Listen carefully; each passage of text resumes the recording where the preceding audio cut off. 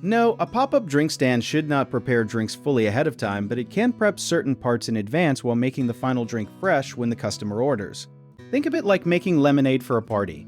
If you mix the lemonade too early, the ice melts, the flavor gets watered down, and it just does not taste as good by the time someone drinks it.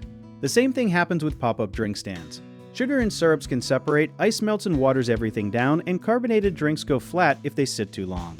What most people do not know is that smart stand owners use something called batching, where they pre-mix the base ingredients like fruit purees, sugar syrups, or tea concentrates the night before, but they never add the ice, soda water, or anything fizzy until the customer is standing right there.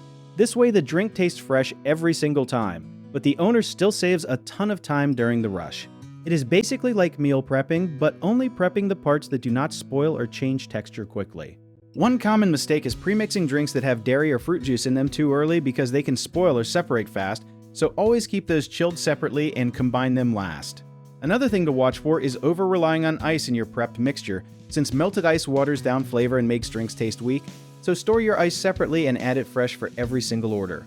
A lot of new stand owners also forget that flavors like mint or basil lose their punch quickly once mixed, so keep fresh herbs separate and muddle them right before serving to keep that bold taste locked in. If you enjoyed this video, check out our online directories in the description below.